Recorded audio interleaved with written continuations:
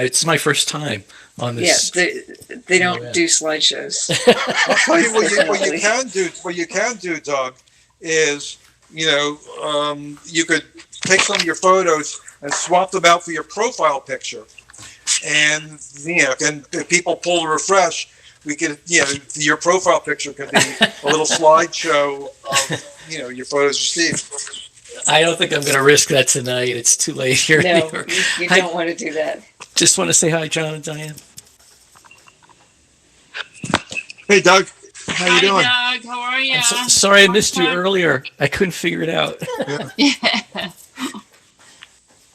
We'll catch up after. Yeah, we still have a lot of your photos, Doug. Oh, I'm so glad. Yeah, I've got your book here in front of me, Doug. It's called Fearless Genius. I'd recommend it highly to anyone interested in Steve, and just the images are incredible. Before I met you, I bought multiple copies of it, was sending it around, and one was to Daniel Lewin. I remember. And I think you were in his office when he opened it or something, like almost that ridiculous. We just published in Mainland China today. FYI. Great. Just heard that from Simon and Schuster. Congratulations, Doug. There's Daniel. He looks a lot younger in that photo than I think in real life. But that is my picture.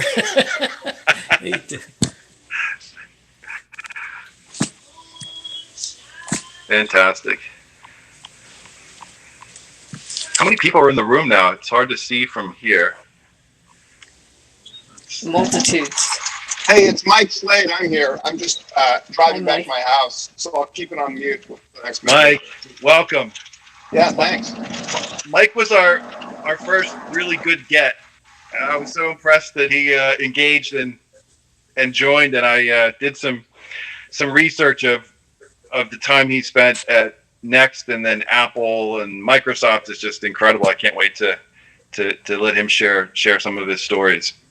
So we've got Daniel. Welcome. Daniel's one of 3 Computer History Museum board members here on the call today, and he's the CEO of the Computer History Museum and might have worked with Steve as long as anybody. So great to have you here, and welcome, Daniel. Glad to be here. Hi, Avonlea. Nice to see you. It's I met Steve in April of 1977, so maybe that's longer than most. How dominant was Apple back then? How dominant? Well, they were renting the first 600 square feet outside of the garage next door to the office that I was working in. Wow.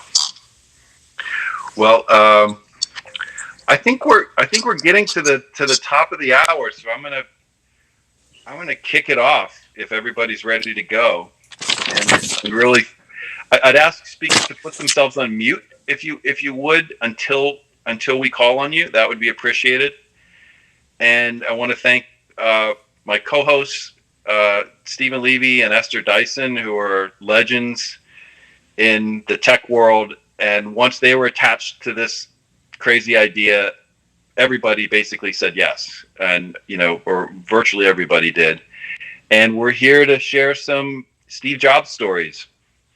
He helped create an industry and left such an impact on the products we use, and the people that are still in the business today. And it's his birthday tomorrow. He didn't make it to what would have been his 66th birthday, but given the impact he had, we thought it'd be a fun and great way to honor him and remember him just by telling some stories, particularly by people that really spent time with him and worked with him. And I think some of the biographies and stories, tend to have some of a negative slant to them. And I think there's a reason why people work with him again and again and over time, and the impact they had. And I hope they share some stories you may not have heard before. At least they'll be their stories.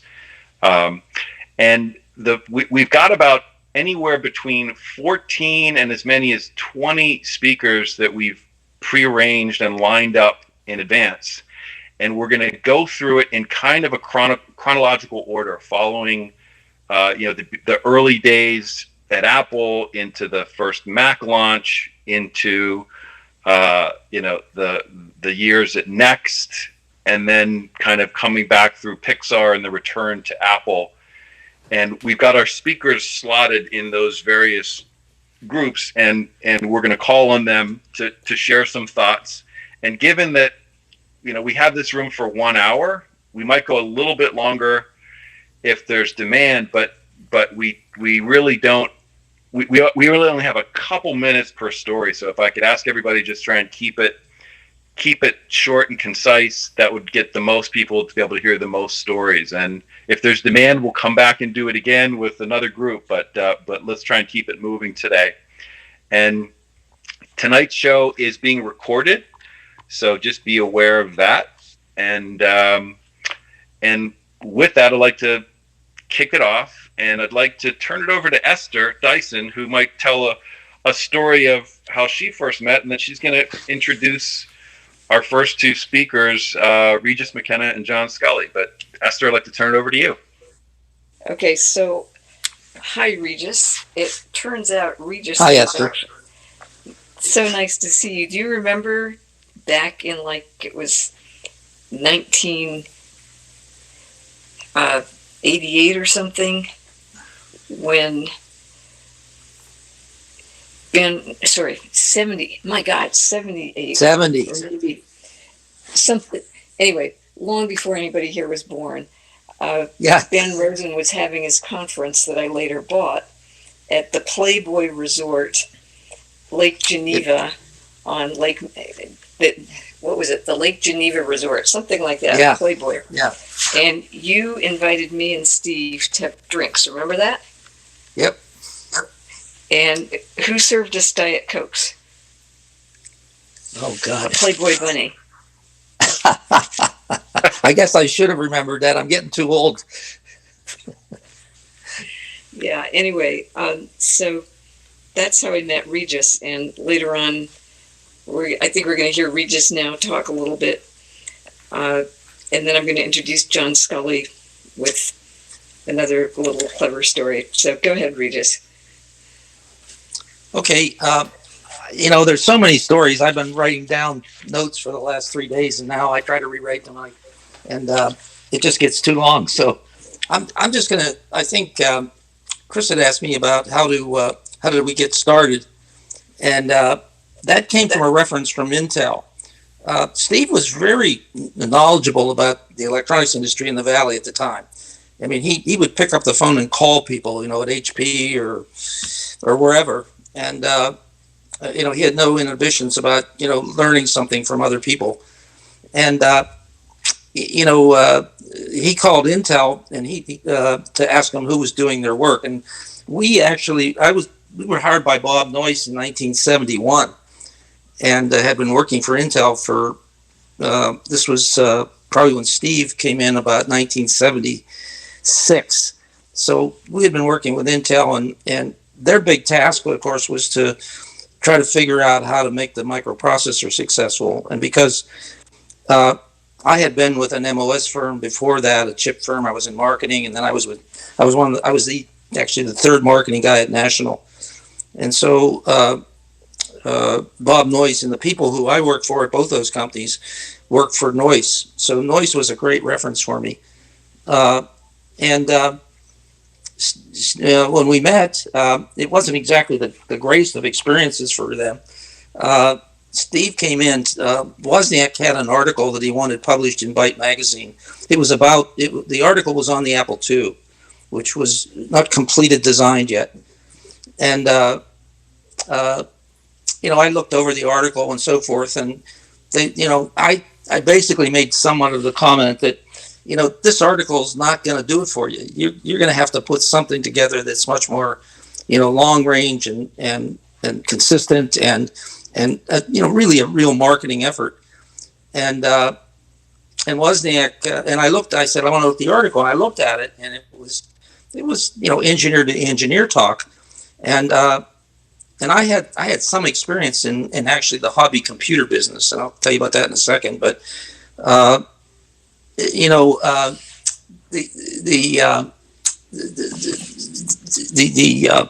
the Apple II, when it came out, was sort of what was a revolutionary product, because the products that were put onto the market before that, like the PET or the TRS or the IMSI, they were basically metal boxes with switches and thumbnails, thumb switches on them, and quite frankly, they didn't have a monitor, they didn't have an easy way to do things. They were built for engineers who were hobbyists, and not for what I thought this business should head into, is more the consumer market.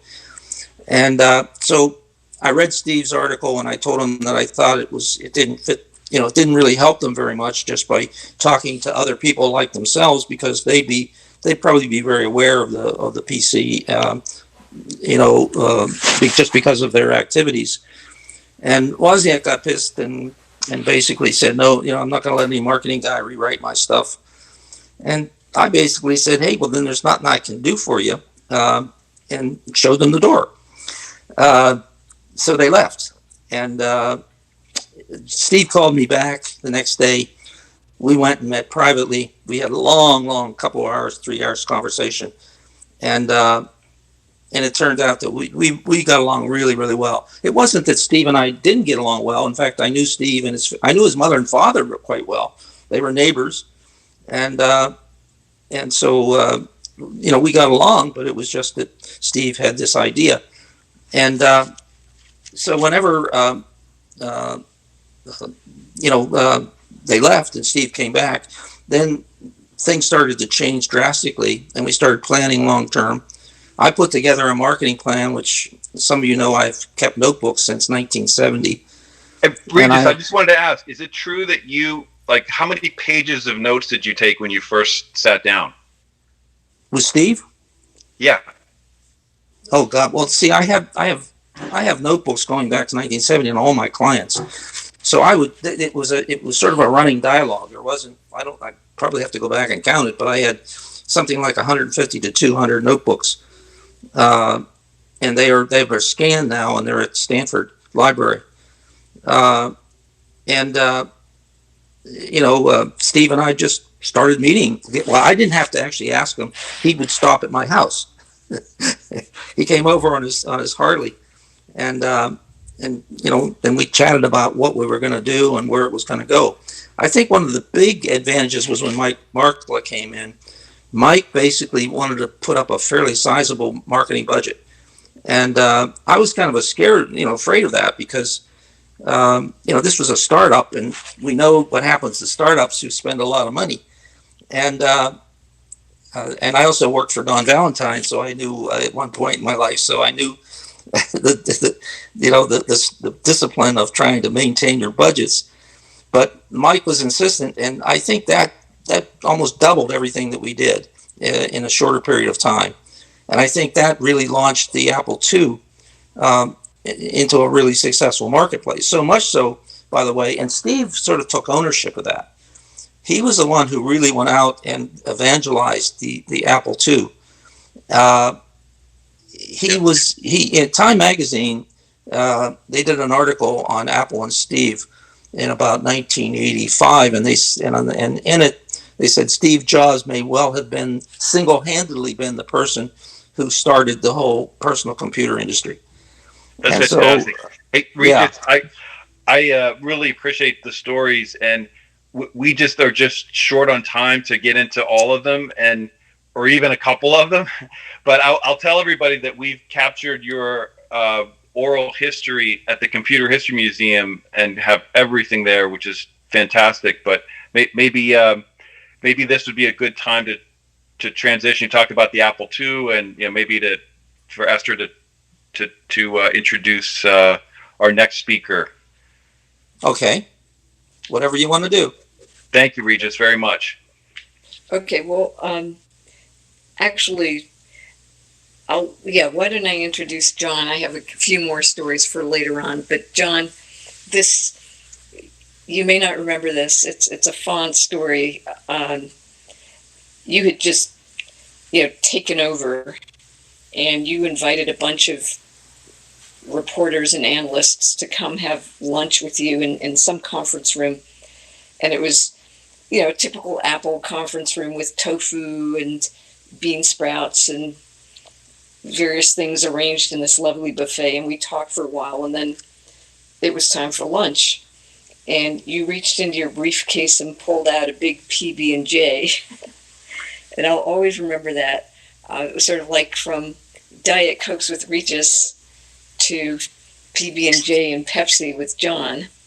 And frankly, you took, you helped make it into a business, but the contrast was pretty startling. And I'm sure you experienced this whole thing very differently. It would be interesting to hear your take on that. I remember you also coming to PC Forum with Steve, and people were kind of annoyed because you and Steve kept talking to one another instead of talking to all these people who wanted to talk to you. Yeah, well, those are good memories, and I remember all those things, Esther. Just to give you some context, back on the East Coast, when I told my friends that I was going to Apple, they didn't know what Apple was, and then I explained it was in Silicon Valley, and they called it Silicon Valley, and they weren't sure they'd ever heard of it before. So it was really, if you were in Silicon Valley, of course you knew Apple and all the things that were going on. But if you were in the East Coast, and particularly in corporate America, where I was at the time, it was like it didn't exist. And so I was first recruited to come out and meet Steve. And the background of that was that Steve had really wanted to become the CEO of Apple. And he was about 26 years old, I think, at the time. And the board had said, Steve, you're not ready to be a CEO, but you're chairman of the board, so we'll give you veto rights over who we bring in. And they went through all of the logical, qualified people in the tech industry, particularly in Silicon Valley, and Steve turned every one of them down. So David Rockefeller from the Rockefeller family, Venrock, was one of the very early investors in Apple, said, why don't you try a different industry in a different part of the country? And so that's how my name surfaced. Well, one of the early trips I made to Silicon Valley was to come to the Macintosh building. I might say at the headquarters at that time was on Banley Drive, and it was a residential building. Regis, you probably remember that. And the Mac building was Banley too. And it was a one-story tilt-up concrete wall building with a pirate flag flying from the roof. And Steve brought me into the building. He didn't want anyone to know, because the Mac was a stealth project at that time, that he was bringing someone in from the outside. So the basic story he had told the Mac group was that John Scully was the CEO of Pepsi, and he was interested in being one of the first customers to buy Apple computers with the new Mac when it came out. And I remember at that time, Andy Hertzfeld, Andy, you might remember this, had put together a demo of dancing Pepsi cans on a prototype Mac. This was still when it was not even in its case, I don't think, at that time. It was like a benchtop, display and a bunch of wires going to motherboards and power supplies and so forth. So I'm watching this animation that Andy had put together, and it was pretty cool because it was dancing Pepsi cans, but I had no idea, because I didn't have a background in computers, how sophisticated the demo was that Andy had put together of dancing Pepsi cans. I didn't realize that computer animation on a screen like that was really revolutionary at the time. Steve and I spent 4 months getting to know each other. I either came out to California and met with him, or he would come back to the East Coast. And I remember, I think it was the last week of March 1983, and we had spent the day together. It was a Sunday. I had taken Steve over to the Metropolitan Museum of Art, and I took him to something that I had a pretty good idea he'd never had seen before or knew much about, and that was showing him archaic art and archaistic sculptures and Praxiteles curves with various sculptures from the 4th and 5th and 6th century BC in Greece, and took him through to see silexes and amphoras, which are the painted vases that they made back in those times. And then Steve took me to Tower Records to listen to some of his favorite music. And finally, we ended up on the terrace of a new penthouse that Steve had bought over on the west side at the San Remo Tower. He later sold this 3-story penthouse to Bono, but back in those days, Steve thought he wanted to have a residence in New York City in addition to being in Silicon Valley. And as we're standing there looking out over the East River, as the sun was going down, I said, Steve, I've thought about it, but we've spent 4 months getting to know each other. I really love our relationship, but I'm not coming to Apple. I said, I'll be, an advisor for free, but I think I'm going to stay here on the East Coast. And there was this long silence and a pause. And in those days, Steve had jet black hair. He had very black eyes. And he wore his classic black turtleneck sweater and blue jeans.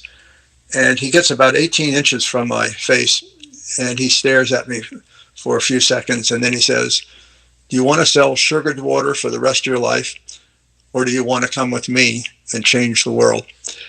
And that is so classic Steve Jobs, because Steve was not only incredibly charismatic, as we all know, but he had this gift to be able to put words together in a way that was so appropriate for whatever the moment was he had to do it. He just was, an intuitive person, an intuitive leader.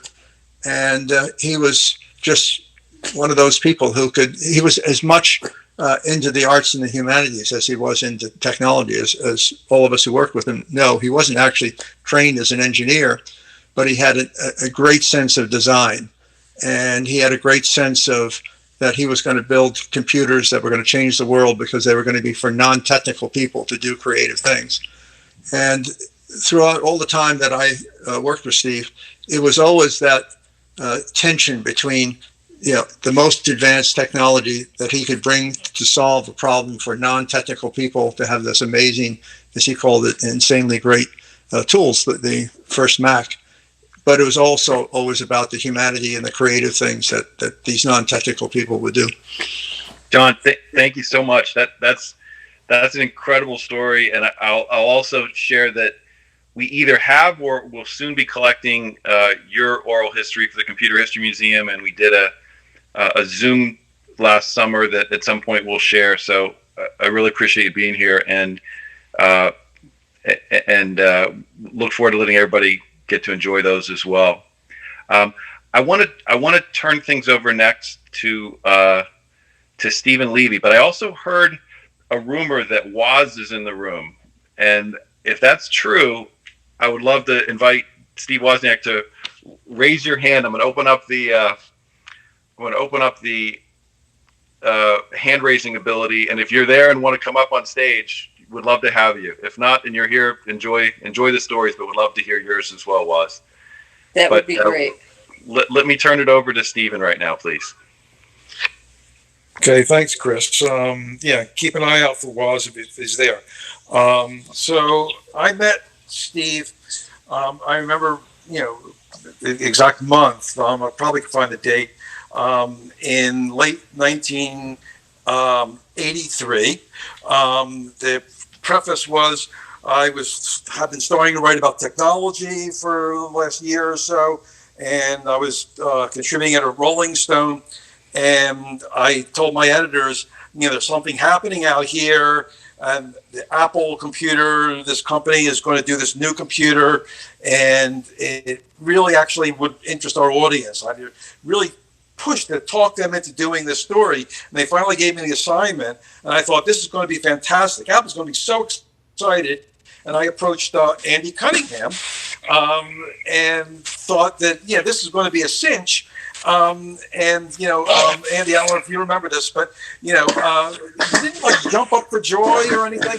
And then you got back to me and said, "Well, there's an issue," and the issue was that Steve said that he'd only do it if it would be on the cover of Rolling Stone, and that wasn't going to happen. At that point, no one had been on the cover of Rolling Stone except rock stars and movie stars. And Steve, actually, I found out, maybe Andy could verify this, called up Jan Wenner and told him he was making a big mistake by not putting him on the cover. Yes, he did. That's right, Stephen. That is exactly what he did. Yeah, but finally, I guess that they figured, well, Rolling Stone, maybe people like Andy said, Steve, this is our chance to be in Rolling Stone. And they said, okay. And I remember the day that changed my life is when I went to Banley 3, maybe, the building was then. And I not only saw this computer that, I would be using and still use like a Macintosh, but I met this amazing group of people. I've never had a day in journalism like that my entire life, where I met a group of people, and this is, almost like 40 years ago, who became my friends. To this day, they're my friends, and like a friend is someone you're in town, you call up, you have dinner with, you might go to a concert or something like that. And Andy and Susan Kerr and Joanna Hoffman, these are people who we've seen our kids grow up and all kinds of stuff through the years. So I met these amazing people who just blew me away. And at the end of the day, I was going to have dinner with Steve Jobs. And I had never met him. And he came out and he was still a little piqued that he wasn't going to be in the cover of Rolling Stone, told me that Jan's making a big mistake. And then he proceeded to tell me what his critique of Rolling Stone, and he had read this story on the plane, this big story about MTV, and it was the biggest piece of shit he'd ever read. And he kept going on, and I just waited for a break in his conversation to tell him that I wrote that story. And when I finally got that out, and this is pure Steve, he just registered that and just changed the subject. That was it. Just went on to something else. And, we went off to have pizza at dinner and did this amazing interview about the Macintosh. And I wrote the story, and the picture of the story, this is like a weird, development, wound up years later on the cover of Rolling Stone after he died. So that's a weird circle there. Anyway, Wow. Since I brought Andy into it, you were working then, repping the Mac. What's your Steve Jobs tale? So, Stephen, I remember every moment of all of that. And the photo shoot was done with a photographer named Norman Seif. And I have the original set of photos also. Anyway, I'll just tell a very quick story because we brought in 100 journalists to Banley 3, to the Mac building. But towards the end in January, right before January 24th, 1984, when we actually launched this thing, we went into New York to do the final business press stuff: Fortune, Forbes, Wall Street Journal, New York Times, all that. And John, you might remember that you liked to stay at the Helmsley Palace, and my friend Jane Anderson, who did a lot of this work with me, she stayed with you there, and Steve liked to stay at the Carlisle Hotel, and I stayed with Steve there. And we got in around 10 o'clock one night, and he had to rearrange all the furniture, and he had to have a baby grand delivered, and he had to have special calla lilies all over the place, and strawberries and cream, and there was all these fixings that had to happen to the room. And he and I basically did this pretty much, the two of us together. We ended up going to bed, sleeping.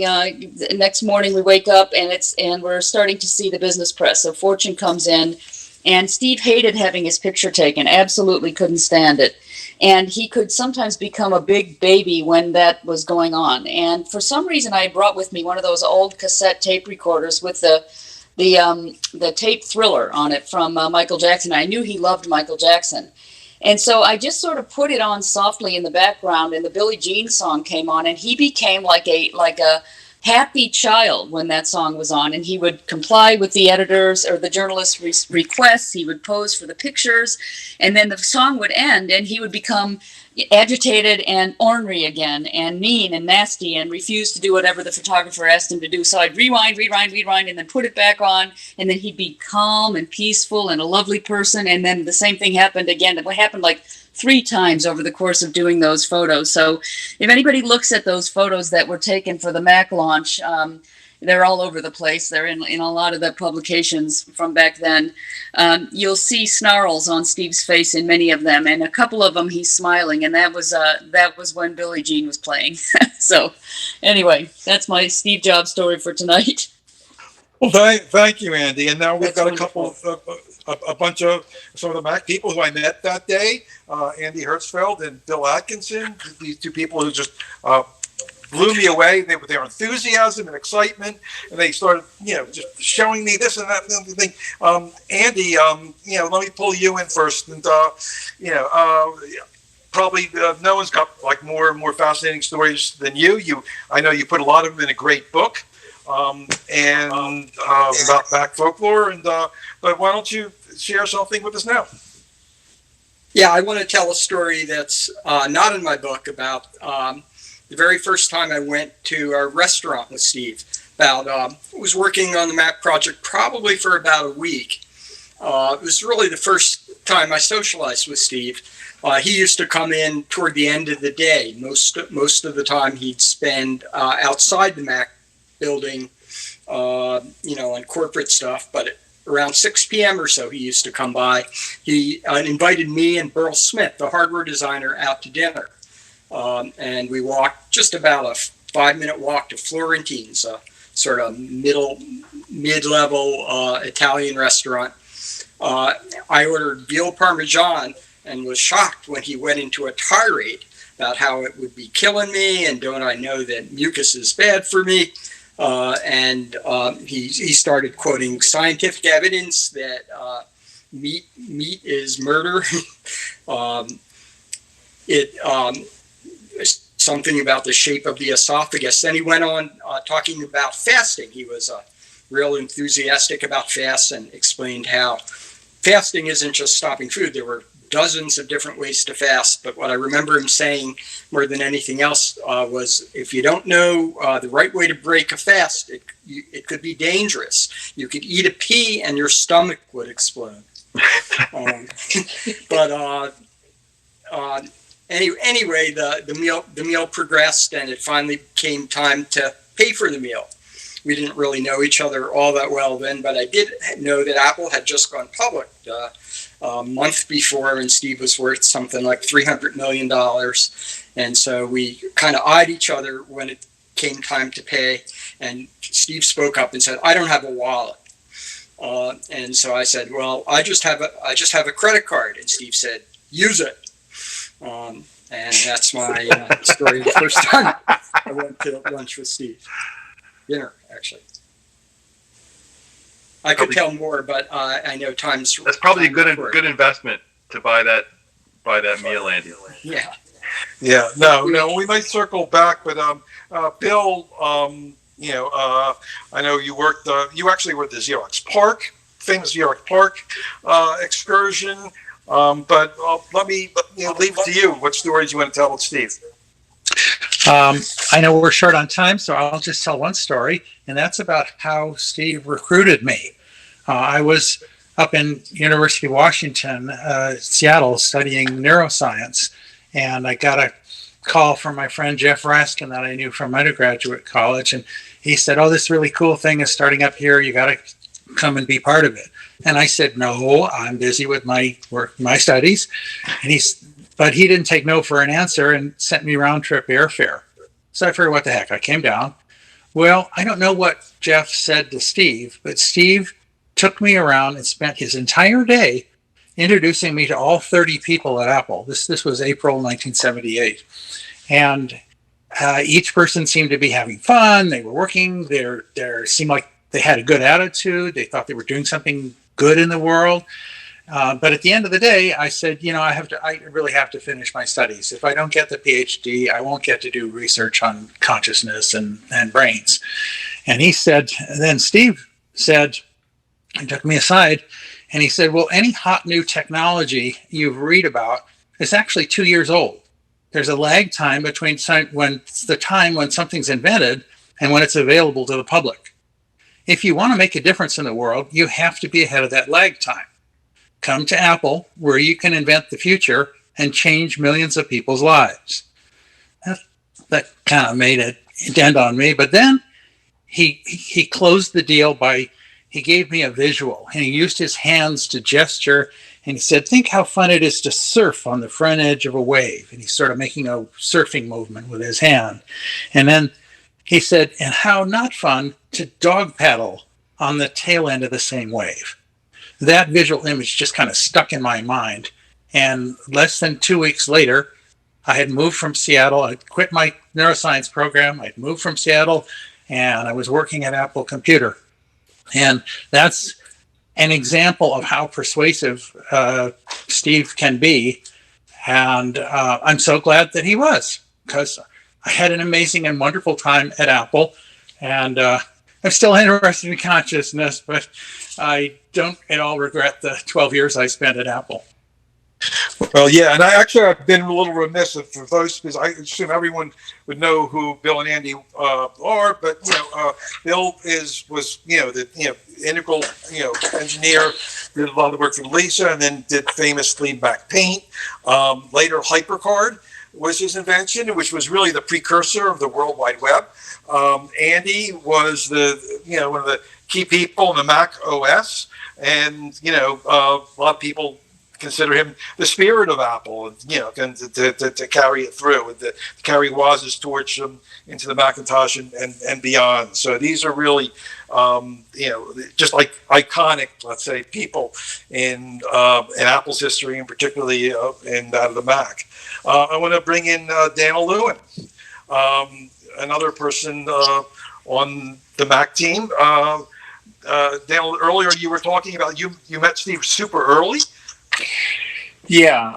In April of 1977, I took a job working for Sony, which is where the 3.5-inch floppy eventually came from to Apple. But Steve and 4 or 5 others moved into 600 square feet next door to my office the same week that I started. And he wandered into the office because it had Sony written on the door, and was feeling the paper and the quality of the collateral and things of that ilk. So we developed a conversational rapport at that time. And then I went to work at Apple when the 3.5-inch floppy came out, which was December of '80. And then was part of the team. I was there when John came into the room when Steve was recruiting John to become the CEO, and Andy's demo and Susan's beautiful pictures. So I was the person who ran around the country with the Mac for a couple of years before it was announced, and organized the university community, sort of the next generation of people to buy into the lifestyle associated with Apple and Apple marketing. So the consortia activity. And then when Steve was leaving for various reasons, he recruited me to come and be a founder at Next. I thought the story that I would tell, because I know everyone has lots of stories that they like to tell. There's a fun one. People may or may not know there was a moment in time in Next history when Canon invested. I give you this story because I was party to bringing the floppy disk in, the 3.5-inch floppy disk into the Mac, not from an engineering perspective, but from a relationship perspective. And Canon made an investment in the company. We had a very good relationship with them as a result of the LaserWriter and the work that had been done originally at Apple. And the chairman was present when we finalized the deal, and it was a question as to whether they were going to invest $15 million or $100 million into the company. This is in 1986 or so, when that was a lot of money. And the question was asked of Steve, how much money do you need to succeed? Because he put 50 or 100 on the table. And he said 100. And they asked, well, what will we get that's different if we give you 100 versus 50? And he said, a board seat. So they took the board seat, and we were having dinner that night at Steve's house to celebrate. And there was a table in the dining room, which was one of the few pieces of furniture in the house. And I believe it was a table that Shakespeare had penned a number of his works on in England. It's quite an old table. The chairs were also quite old and I would say flimsy. And at one moment in the dinner, the chairman of Canon fell flat on his ass when the chair collapsed. And there was a sort of a deadly silence for a moment. This was Japanese protocol, particularly in the 1980s. And they all smiled, and the chairman got up from the floor and said, "At least we now know what to get Mr. Jobs for Christmas." That's fantastic. I have hundreds of stories like that. Thanks, Thanks. fantastic. I should also mention that Chris has mentioned the Computer History Museum a number of times. Daniel is the CEO of the Computer History Museum. I was going to tell a story about Lotus Notes, which nearly was produced originally on the Next Machine, because we're going to be celebrating Ray Ozzie at the Computer History Museum in the latter part of March. Everyone's welcome to sign up as part of the Fellows Program, and I'm really happy to be there. And as people have pointed out, there are dozens and dozens of stories that are all archived there. There's 1,000 oral histories among many, including Daniel's. So you could get all of that, and thank you very much, Daniel. And I think that's probably, just from a timing perspective, a good transition, as Daniel was, at Apple and then left to help start Next with Steve. And I want to invite our next speaker up, who's Doug Menuet, who was a photojournalist working with Steve at Next and then many other Silicon Valley companies. And maybe you could share some of your fly on the wall story or two. Oh, thank Doug, you, Chris. Thank you. It's such an honor to be here with so many of the people that I just look at as legends and inspirations. But I came to Steve via Rick Smolin, who I hadn't been convinced yet, and I wasn't in love yet. I hadn't been seduced by Silicon Valley, even though I'd been to Apple shooting as a photojournalist in '82, and then in '83, I first met John Scully doing his portrait for Time or USA Today. But in '85, I had come back from covering the famine and conflict in Eritrea and Ethiopia, and I was pretty devastated, looking for something more positive to cover. And Rick said to me, "Did you know that Steve was forced out at Apple and is now starting a new company?" And I wasn't that intrigued until I heard it was going to be a supercomputer for education. And I knew as a photojournalist that was the source of every social issue that I was interested in. So I thought, oh my God, if Steve Jobs, who's already changed the world with the Mac, which I did buy one in December of '84, had a Mac. If he's done that, then maybe education has hope. We could go there. So, and then later, he introduced me to Dana Lewin and Susan Kerr, and I then found out that my idea to document him for Life magazine with his team building the Next computer from inception to shipping to understand the process of innovation for Life magazine, well, that was a great idea, but Steve already had the idea to document what he was doing, and I think they had a video team in there. Anyway, I proposed documenting from inception to shipping, and they accepted the idea, and Steve was like, well, you better get busy. And he trusted me and brought me up and convinced people to let me do what I do, because if you could imagine how secretive things are today, it was just as secretive then. To have a photographer roaming the halls, shooting over your shoulder, source code on the screen. Anyway, he was really kind and very patient with me, and I did observe what Andy alluded to, his treatment of some other photographers coming in. I was on this long-term thing, so people got used to me, and I became invisible, I think. I also stayed out of his sightline as much as I could, but we often would have conversations, and he would show me things and teach me things. He's very generous that way. Anyway, as Regis mentioned about history, Steve knew whose shoulders he stood on. One of the things I loved about him was his love of history, and he would call up people, anybody, pick their brains, and come back to the office and then gather people around and share like different issues and things about technology cycles that were happening. And then so the years went by, and I documented this story over the years, and I thought we had a good relationship. But there was a thing about Steve is that he had to be on your game. He wanted the best and the brightest. And I knew that someday he would turn to me and challenge me. Even though everything had been going great, I had never been challenged. And it forced me to kind of come to terms with who I was and what I was doing. And I think that was one of the best things Steve did for people, was force you to realize what your purpose was and what you were doing. And I'd been willing to die to take a picture that would change the world, but that hadn't happened yet. But I realized all I had to do was take pictures of these people and show up, and that was my purpose. So that became a lot easier for me to work with Steve. And then one day, and this is the story, and Andy will probably appreciate this, because I was sent down to shoot Steve for the cover of Fortune, and this was, I think, in '89. So I kind of was winding down my project, or had finished. And Steve comes in about 2 hours late, and he had hired IMP to design this staircase. It was the first prototype. It was cement, not glass, but it was just like the store would be. And I thought, oh, this is the perfect graphic design background. It's beautiful. And everyone agreed. I set up the lights. Everything was ready to go for this cover shoot. Steve was really late. He was coming down from Pixar. And he came in, and you could see he was sweating. He was mad. He'd been in traffic. And he looked at the setup, and he said, "This is the stupidest idea I've ever seen." He came over, like John said, 18 inches, maybe 10 inches from my face, and repeated it. "This is the stupid." I'm not going to say the swear words, because I think this is a new app and they're probably sensitive to community standards. But anyway, he was cursing like mad right in my face. Now, I had been kidnapped at gunpoint by rebels in Sudan. I was covering the drug wars in East Oakland. I'd been in a few very life-threatening situations.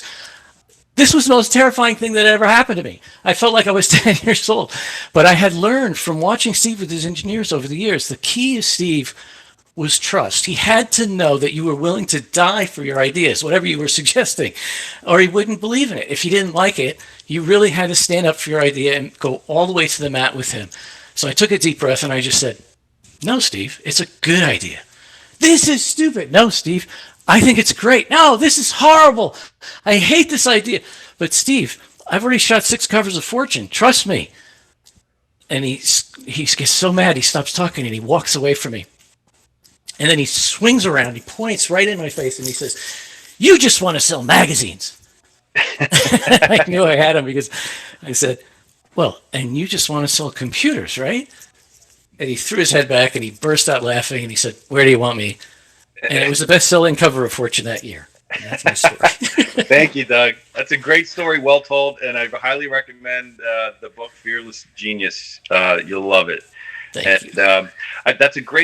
That's a great opportunity to shift into coming out of Next and ultimately ending up back at Apple. And at this point, I'd like to bring Mike Slade. He's on the stage, but ask him to speak a little bit. And Mike is a name I've known a little bit over the years, but when you dig into what he did, and maybe Mike, that's a good place just to explain your background and what you uniquely did at Microsoft Next, and then really uniquely at Apple, and then tell your story, please. Hi. Yeah, thanks. It's really fun to be on this evening. And Steve was a dear friend of mine, and when he died, it was the saddest thing I can think of, and I loved him to death. So I went to Stanford Business School. I worked at Microsoft. I introduced Excel for the Mac. We had a press conference at Tavern on the Green in 1985 that Steve Jobs and Bill Gates were at. And I then sort of was in charge of all the Mac products at Microsoft for a long time. And then Steve wooed me away to come be the VP of marketing at Next Computer. And I left, $50 million on the table, but I got seduced by Steve. And I worked for him for a couple of years, helped reposition Next to be focused on selling kind of its app development capabilities to large companies that were using it to develop mission critical apps. It actually worked. And then I left and went and ran a startup for Paul Allen called Starwave that built ESPN.com. We sold it to Disney. And then after I sold it, I came back and worked for Steve half-time at Apple for 6 years, from 98 to 04, as kind of an executive consigliere. I was a part of the executive team. I came down there every Monday and Tuesday and was kind of a minister without portfolio. So he could ask me what I thought of something, and I had no turf to protect, which was great. And it was really fun. Anyway, so all that sort of how I got close to him. But the story I want to tell, both Daniel and John Scully told great stories about how Steve wooed them, and Steve wooed me for a long time. I was working at Microsoft. I liked living in the Northwest. I had a lot of stock options. And so Steve and I had this long, complicated courtship and a bunch of dinners in Palo Alto. I went rollerblading around downtown Palo Alto with his new wife, his then girlfriend, Lorene. They almost killed me rollerblading. We watched old movies together. I spent the night at his house a couple times. And finally, I was not going to come, in fact, I turned him down once. And then he basically said to me, you're going to rot in Seattle. There's nothing going on up there. And he said, if you lived in Palo Alto, and I'd gone to Stanford Business School, so I'd lived there before and I liked it. He said, you can walk around downtown Palo Alto and it's like, I don't know, it's like being in Florence in the Renaissance. You can meet a scholar, an astronomer, a biotech scientist, an engineer. He went on and he laid it on so thick. And sure enough, I love Steve because we were both marketers. He laid it on so thick that I came and I uprooted my wife from Seattle. We had to find her a new barn for her goddamn horses. We had to do all this stuff. And so finally we get to Menlo Park and I start working at Next, and it's super fun and super challenging. And I was kind of a bigger fish in a smaller pond, which was really what I wanted. And I worked really closely with Steve. So we've been there like a month, and we decided to go to Il Fornaio in downtown Palo Alto, which many of you know is sort of the default cool restaurant in downtown Palo Alto, right below the Garden Court Hotel. So we go there, and we're sitting there, and I'm going to have a salad and some pasta and a Moretti, and it's a really nice night.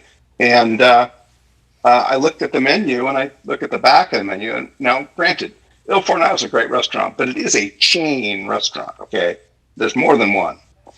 I look at the back of the menu, and in big, beautiful Italian type, it says, Palo Alto is like Florence in the Renaissance. You can walk down the street and meet an astronomer, a scholar, it goes on and on.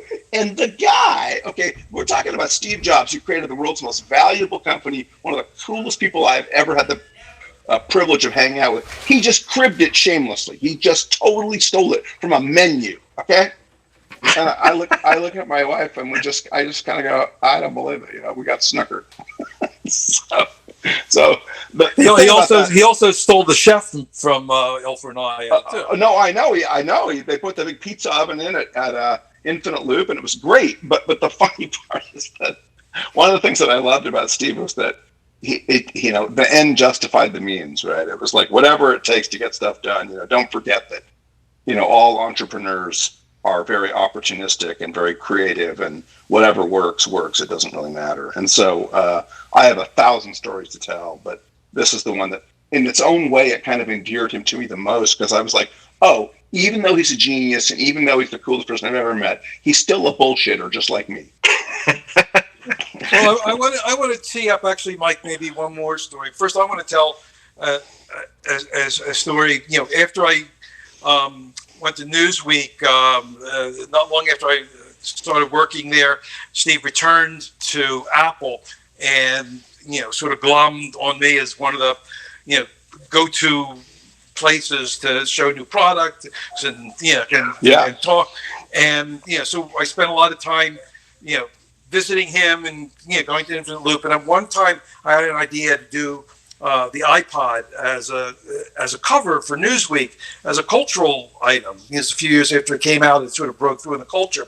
And it was a rare time where Apple agreed to do a story, even though they weren't coming out with a new product. So, and I did a long interview with Steve just about the iPod and how it developed. And I pulled out my iPod, and at the time I was actually recording the interview on an iPod. I had a little microphone that I put on there, and but I had to take off this little case I had. And Steve looked at this, and he was just appalled that I had some sort of cover for the iPod. He said, how could you possibly do that? It's meant to be, just exposed, And I said, well, the thing can get scuffed up. And he said, listen, we're both getting a little old here, and it's kind of cool to get scuffed up like a pair of jeans. and the thing was, I didn't realize till years later that when he said that was just about a month after he had been diagnosed with pancreatic cancer. And so that thing of saying we're both getting scuffed up had a little extra resonance to me. And Mike, I know you once told me a story about how you learned about him being sick. Yeah, well, so when I went back to work at Apple, Steve had this. Finally, he took the corner office in the building, the executive building, which was a big, beautiful office. And right next to him was his admin, who at the time was a woman named Andrea Nordeman.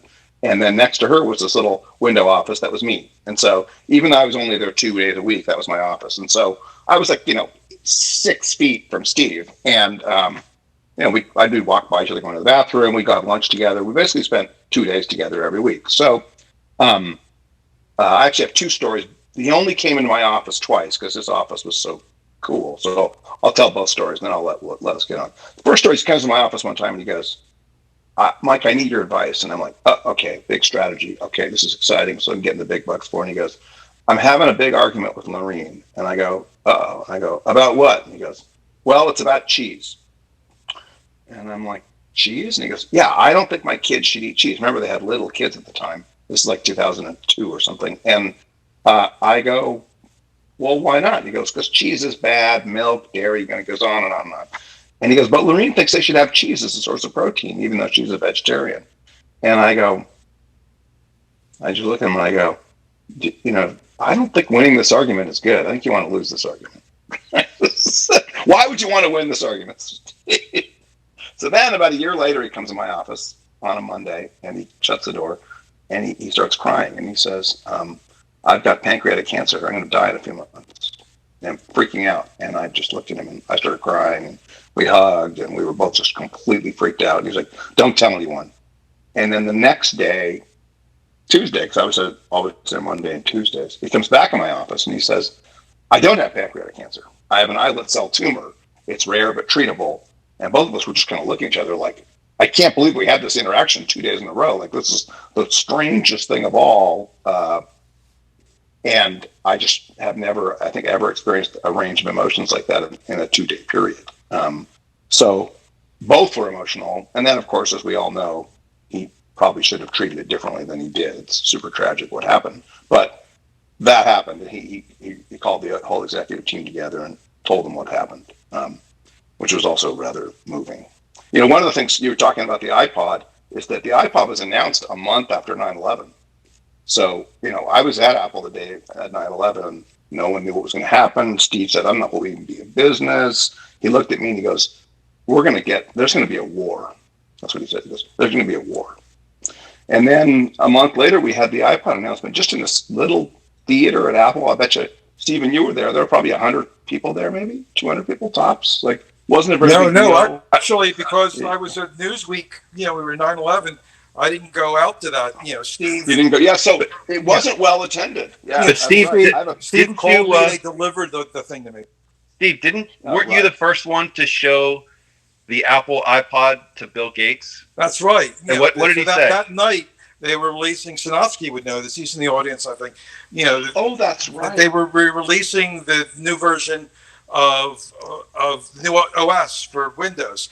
And there was the first event they did in New York City. Oh, it was Vista. There, and they had a dinner the night before, and I was sitting next to Gates, and I had just gotten the new iPod, which had been, announced that day. Like Steve wouldn't even trust Federal Express. They had couriers, big bodyguards come up to my office at Newsweek and drop it off. And, and I showed it to this guy. I said, have you seen this? I had it in my jacket pocket. And I pulled out the iPod, which he's heard about. And Gates said no. And, let me see it. And, he took it and I watched him, spinning the dial and looking at all the menus and going through it and listening. And it was almost like an alien had the power to kind of suck up all the information from a device. And and he's going through it. And finally he gives it back to me. He says, this is for Macintosh only? So that's the key question. That's the key question. Anyway, so we got a few more to go. So. Yeah, thank you, Mike, so much. Sure, my pleasure. So I'm going to tell 2 very brief stories about Steve in order to model it. Then I'm going to introduce Tim Baron. So these both were at PC Forum.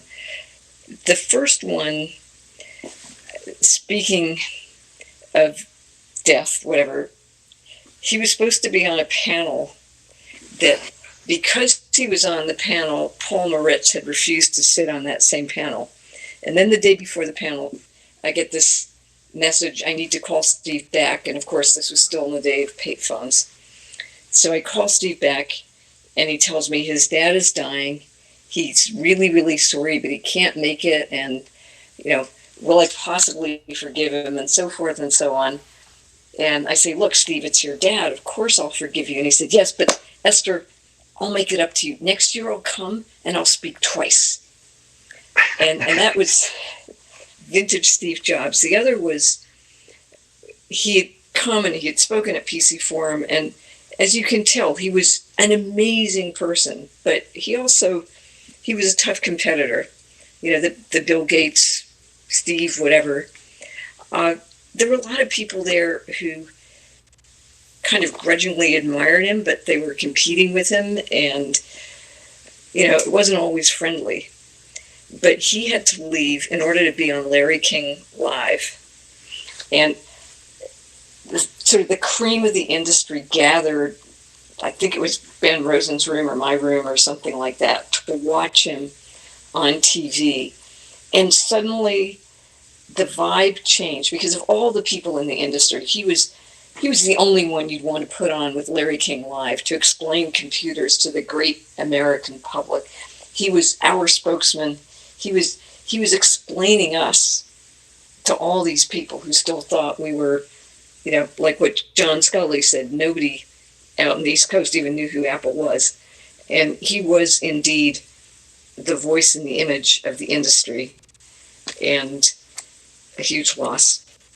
So let me introduce Tim Baharin, please. Thank you, Esther. I'm actually an industry analyst, and for some bizarre reason, I was one of the only industry analysts that Steve would actually talk to. I was the time when he went to Next when we had a little shaky relationship. But if I said something that he didn't like, he would call. And when he decided to come back to Apple, I was asked to come and meet with him the second day he came back. And Apple at that time was already $1 billion in the red. We now know that they were probably 6 or 7, 8 weeks out from possibly being bankrupt. And I looked at Steve and I said, hey, how in the world are you going to save Apple? What are you going to do that's going to pull them out of this hole? And he looked at me and he said, look, my predecessors really did not take care of my customers, Apple's customers. And he said, my real core customers are the engineers, the creative types, etc. And if you know Apple's history from the time Spindler came in and Emilio came in, Apple actually even tried to do a clone. I mean, they just really changed what the Mac was, and it was completely different than what Steve's original vision was. And so he said, the first thing I'm going to do is I'm going to go back and build the technology that will meet the needs of those particular customers. And then he, on kind of an aside, he said something very different. And it was one of those statements to me that at the time just was curious and I didn't actually understand. But he said, I'm also going to focus on industrial design. And this was 1997. And at that point, I remember walking away from that meeting with him and just saying to myself, how in the world is industrial design going to save Apple? Well, historically, we now know he created the candy-colored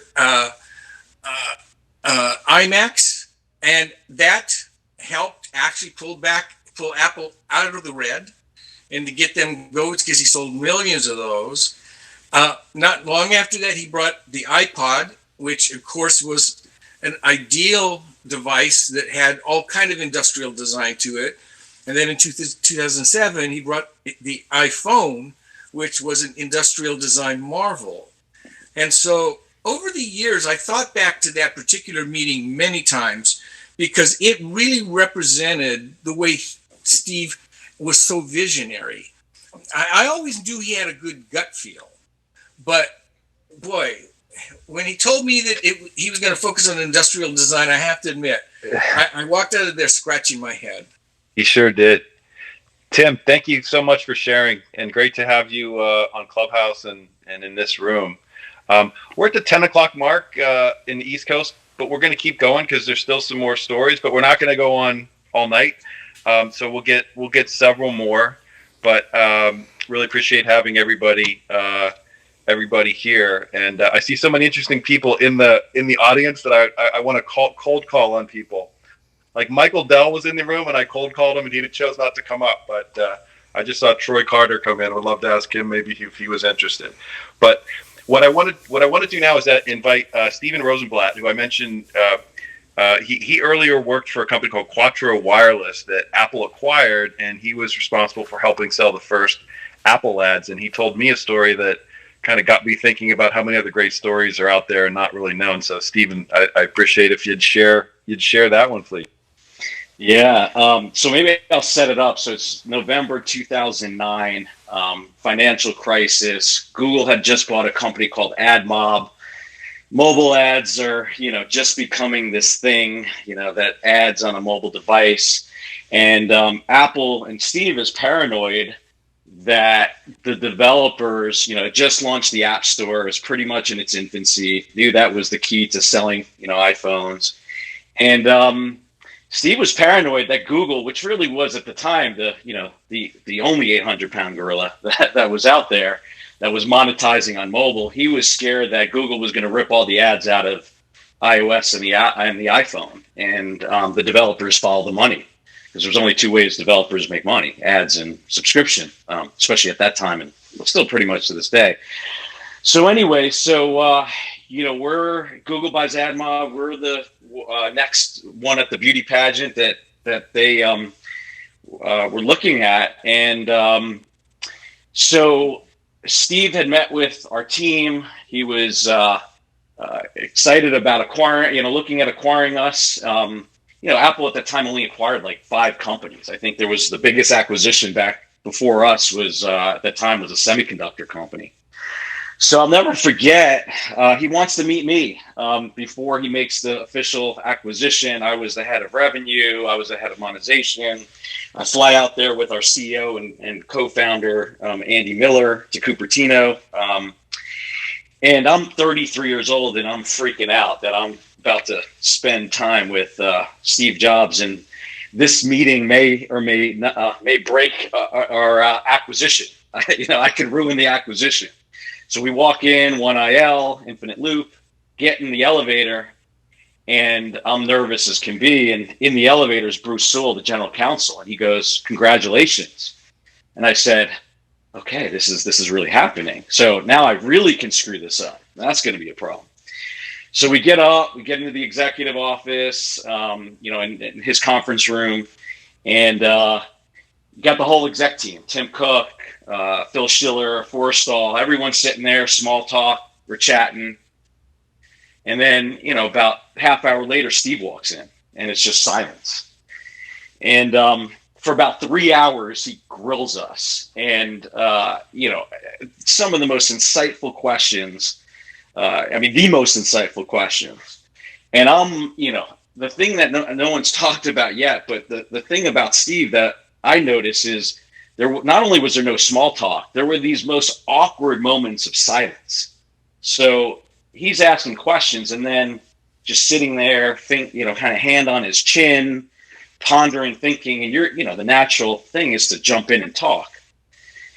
But just awkward silence. And this goes on for 3 hours, no chit chat. And at the very end, he goes, "Steven, so you have a family?" And I said, "I do." I said, "I have a wife, I have a young kid, I have another one on the way." He goes, where are you from?" I said, "New Jersey." He goes, "My wife Lorraine's from New Jersey." She's like, "I like New Jersey." And that was like, the good thing is we got acquired, so I didn't screw it up. And now I'll set up the story for, that I've told Chris a million times, that I love. So anyway, he buys us. This is December 2009. We get instructions down from Steve. We have no idea what they're buying and why they're buying us. We just know that, he wanted to do something. He wanted ads on the iPhone to be beautiful. He wanted them to be TV-like. He didn't want, as he said, shitty little ads, shitty little banner ads on his devices. And so, it's January 2010. We get instruction that they're code freezing in like 3 weeks, and we have to give them everything we need to build a product we had no idea that they were even going to launch. So finally I get disclosed. We're launching this new product. And there's like 3 of us who know about it. I mean, it's a handful of people. And we get all the best people working for Steve. They know it's a tentpole thing. We're told that he's going to announce this new thing at WWDC in June, and he wants to work with the best brands in the world, and he wants us to go out and he wants to tell the developers that Apple is making them millions of dollars. And so 2010, the idea of mobile ads just didn't really even exist, and the idea of selling large mobile advertising deals in 2010, I mean, this is pre-Facebook, it just didn't, they were small deals. But Steve wanted us to sell $1 million deals. And that was the first thing I heard was, you got to go sell $1 million deals. And I said, whew, I mean, no one's even sold $100,000 deals on mobile, let alone $1 million deals. But, Steve asked, you do it.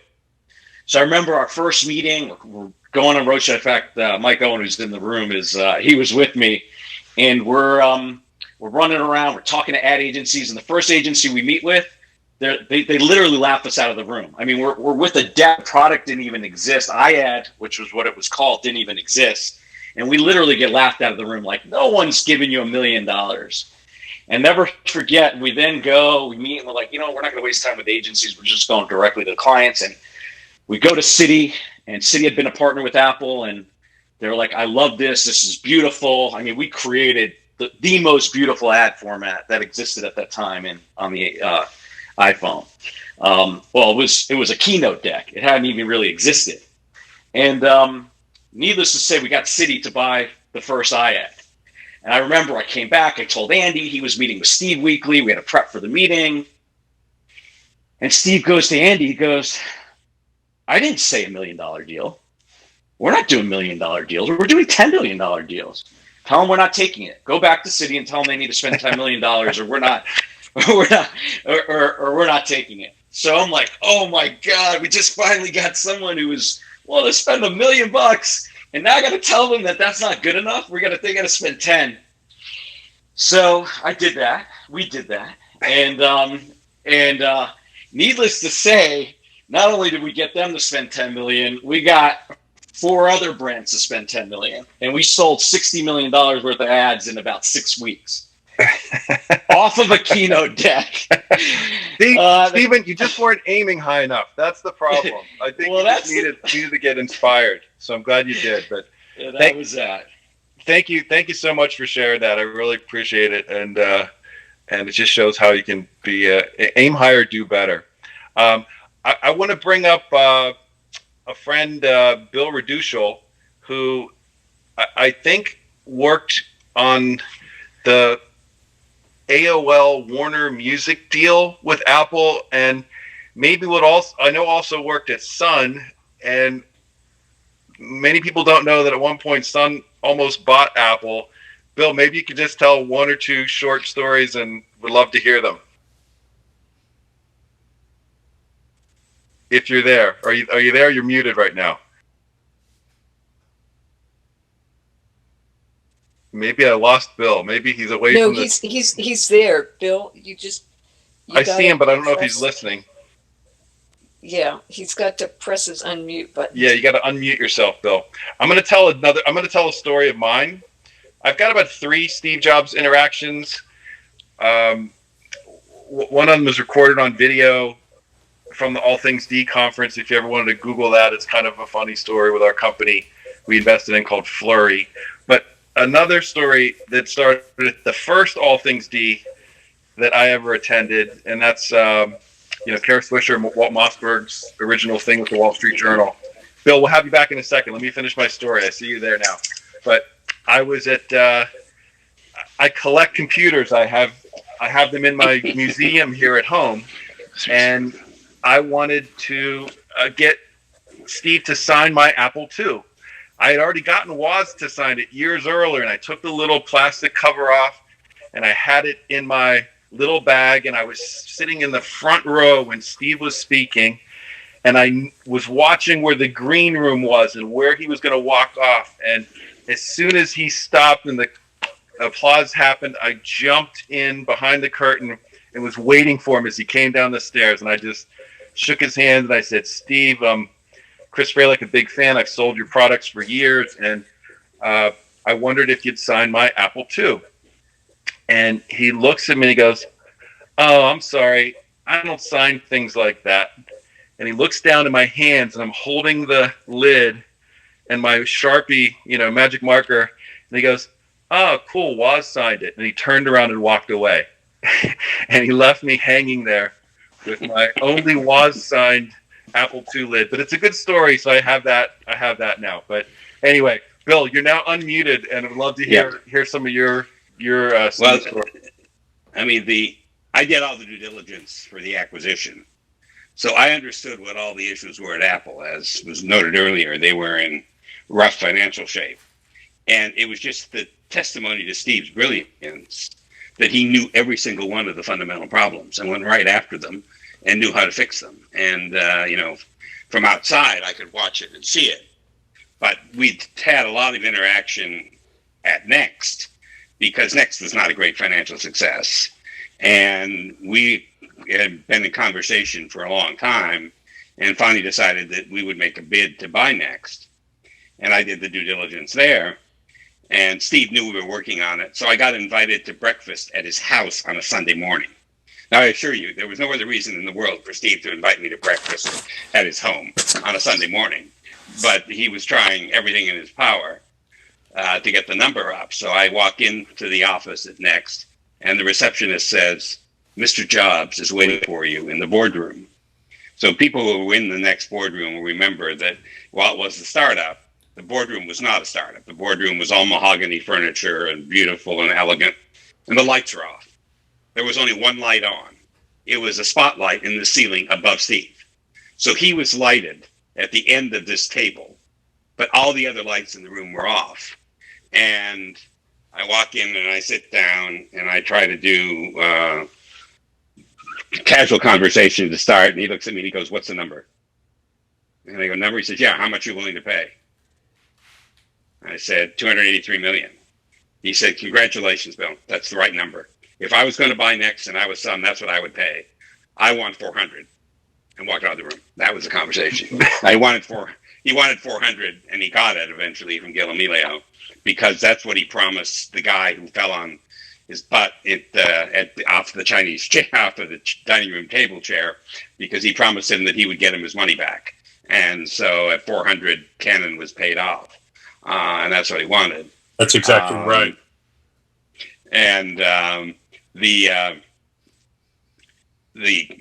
was in the room when we were negotiating. When Paul Vidic was the signatory for Warner Music, and we were negotiating the first deal. And the big obstacle was that Steve didn't want copy protection. He wanted no copy protection. And Paul's explaining the benefits of copy protection. And it's like suddenly in the middle of this conversation, Steve realizes copy protection is going to be really good for me. And suddenly, it was just instant to see the bit switch. And in fact, copy protection was added to the iPods for the purchased music. And but out of that came a contractual clause, because Apple wanted to have rights to put the music onto computers, and computers, you had the risk of piracy. So there was a clause in the agreement which said that you could only have 5 devices on which you had access to the user file system. We're still living with that today, I think, Bill, right? Yeah, right. That's why the iPhone is structured the way it is because in order for the iPhone to be an iPod, you can't have access to the user file system. So that's why it runs all of this in sandbox stuff and makes you exchange outside. It all goes back to that contract provision, which nobody at the time thought of as anything other than a way to reduce the legal language, something that we'd agreed to do in business terms.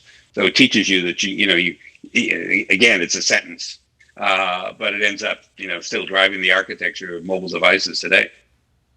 But I did multiple deals with him, and he would always. You're in the Isaacson book. You're in the bibliography. And there's more stories to be told, but we'll move on. We have. I'm gonna pick 15 minutes from now to wrap up. I want to get to a couple more folks that are up here on stage, but also ask my co-hosts to think about any other stories they've got and want to share. And but let me turn over to Buzz Wood, who he and I were selling Macintoshes together in the late 80s and early 90s.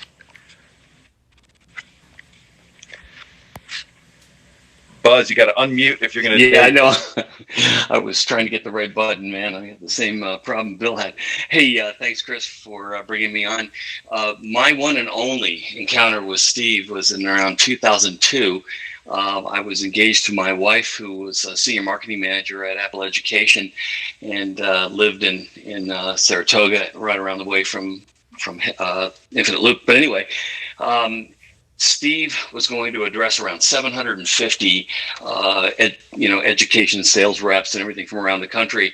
And I was in the audience and kind of up front. And the way it worked is that Steve would come on this abbreviated stage, and then you would come up and say, "Hey, I'm Chris Fralick. I'm from Philly," and then your question.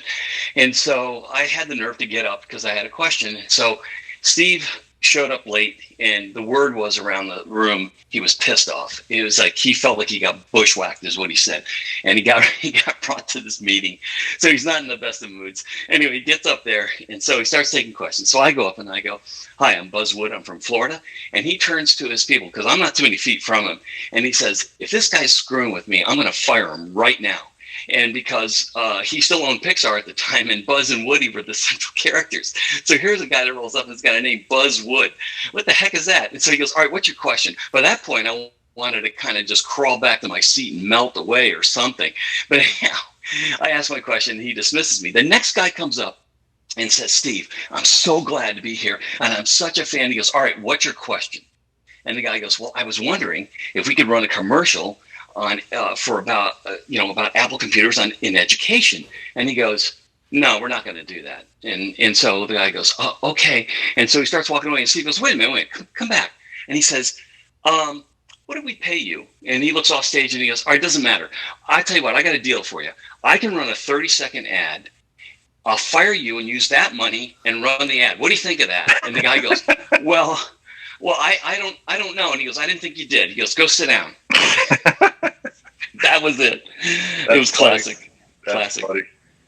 Thanks, Buzz. Let me ask Esther or Stephen, anything else you want to add? Because we've got two other speakers beyond that. But I might have one at the very end, but maybe we can ask Ted Cohen to chime in with something. Ted, welcome. Ted's a music industry legend, and I'm sure has a good Steve Jobs story. So, all of you who knew him much better than I did will appreciate this. We came up to Cupertino to do the initial discussion before we negotiated for EMI Music. I was on the team, and it was me and a guy named John Rose, who had just joined us from McKinsey, and Claudio now at, I think, Bernstein, and a guy named Richard Cottrell, the four of us. And across from us in Steve's conference room was Dave Robin, who created the iTunes app, Eddie Q, Steve, and Bud Tribble. And they show a deck explaining what's happening with iTunes and how the store is going to work. And then Steve starts talking about who the ideal customer is. And John stands up and says, "Well, actually, I just came from working at McKinsey, where we did a study for Bertelsmann and Thomas Middlehoff regarding taking Napster legal, and we have really up-to-date information." excuse me, and he goes up to the whiteboard, and there's 30 feet of whiteboard. And he starts writing, the ideal consumer is a 19-year-old male. I can't remember what it was, but he wrote something. Now there's 30 feet of whiteboard. Steve walks up, erases John, and writes, no, actually, the ideal digital consumer is this. John then gets up and erases Steve's work. So within maybe a 1 foot area on a 30 feet of whiteboard, they proceeded literally for 30 minutes to erase each other's work. We then continued. We then started negotiating the deal, and Kevin Saul, who might have been on your team, Bill, I'm not sure, but Kevin Saul was the point person for legal, and I ended up being point for EMI. And I never knew where I stood in this whole thing, except one day, Alon Levy, who was the chairman of EMI, forwarded an email to me.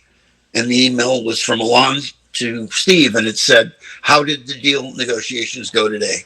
And he wrote back, terrible, Ted wasn't available. And I went, okay, he knows who I am. And you've got that going for you, Ted, among many other that was things. It.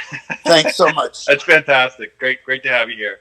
And I think Sanal, welcome. Would love to hear your story. Or thanks, Chris. I only have one story, and it's from when I was at Xerox PARC. And of course, there's like a really tortured legacy there that you could, even when I went, which is, after all that passed, there was this sense of insecurity around the narrative and how it was told. And it was just a really interesting time. So anyway, we had started, we being Xerox PARC at the time, I still think of it as a we had started this big program called Content-Centric Networking, and it was led by Van Jacobson, who is really famous for putting the TCP into TCP/IP and really pioneering the M-Bone and the kind of multimedia side of the internet. And it was a really, really big idea, like one of the biggest initiatives we'd really gone down. NSF was funding us. Like, I felt so proud of this project. It was so many people work, and it was basically addressing the internet by name, not just arbitrary IP address.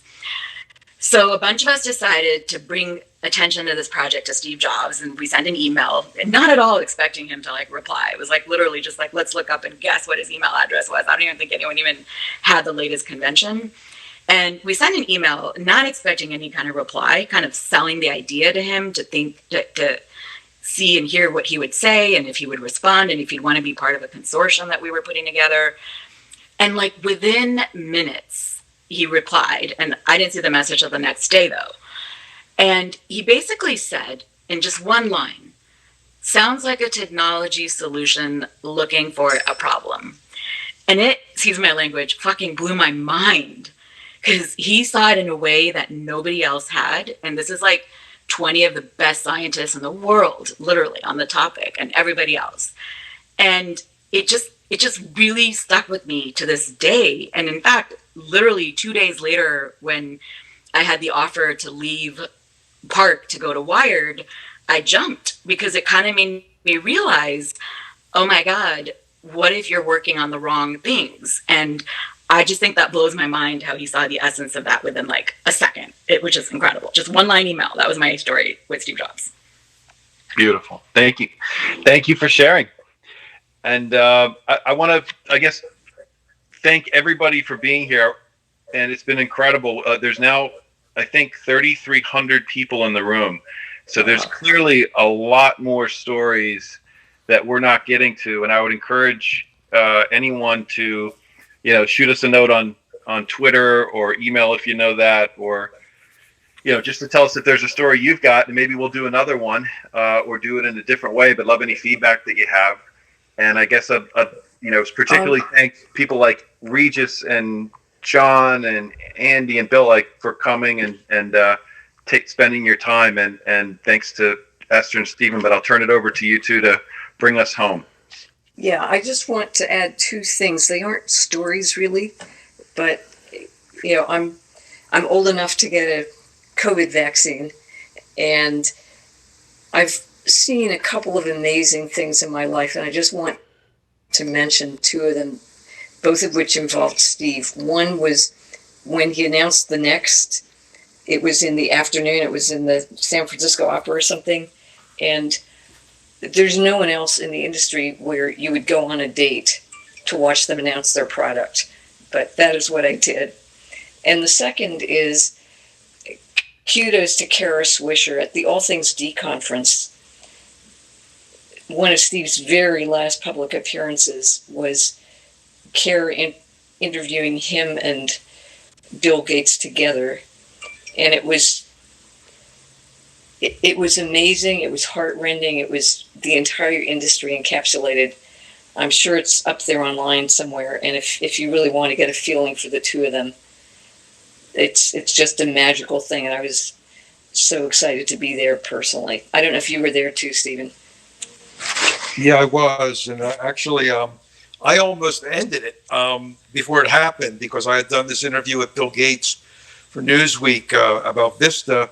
And I triggered him and he started asked him about the John Hodgman commercial with the Mac and he just went into a rant about how Steve is lying about, what the PC is like. And then when I got to Steve, he said, to Walt, he said, I can't do this with this guy. And, Walt had to talk him down off the wall. But I want to thank everyone as well, Chris for first organizing it, Esther for co-hosting, especially the people who came up and talked. I'm sure I could sit down with Andy and Bill and we could talk for like 2 hours because both of them have such amazing stories. Susan Key, I know couldn't come up, but and Daniel and I cherish the friendship. I have those people, as I mentioned before. I guess the final story I'll tell is the last time I talked to Steve, it was coming on almost 10 years right now. And Steve was very sick. And though Tim Cook later told me that he always thought until the very end that Steve would make it, there was this consciousness that, that he would meet people and it was, maybe the last time we talked. And John Markoff, a fellow journalist, and I were talking about this, and we felt we wanted to just touch base with him one more time, or at least have a conversation with him. And John wrote him and said, hey, Stephen Levy's in town. We thought we'd just get together, no agenda, right? And Steve wrote back within an hour and said, well, come to Apple tomorrow morning, 10 a.m. We went to Infinite Loop, place both of us had been to a lot. And, we see Steve driven up. He wasn't driving, and and people were surprised to see him. He wasn't really coming in all that often. And we went up to the suite of offices he had on the fourth floor at One Infinite Loop, and we sat and just talked for an hour and a half about anything, about the future, about the past, about things we knew, and and what struck me was it's the middle of a business day, and technically, I think he was still the chair or whatever. Tim had all the duties, but there was not one phone call or interruption. We just went and talked, and we had a fantastic talk. And unfortunately, he at the end, he said, we should get together with all the people from the Mac team, and get together. And John and I thought, it wasn't appropriate for us to be there. Steve really should have that reunion with the Mac team. We passed it on to some of the people there. And, Andy, I don't know if you recall that, but I don't think that reunion ever happened, did it? If you mean Andy Cunningham, yes, it did happen. Oh, it did? Yes, it did. Get together? It was very nice. Steve unfortunately could not make it. He was feeling too ill, but he called in, and we did it at Joanna's house. Oh, okay. All right. Great. I'm happy. I knew he didn't make it there, and I didn't make it. And no, Stephen, John did. John did, and he took notes and recorded it too. Yeah. Well, that's great. That's right. I remember he was telling me about it, but it's a shame that Steve didn't get there. But anyway, it was just hanging over that conversation was the idea that this is probably our last substantive conversation, and we all miss him so much. And it's great to be with all of you.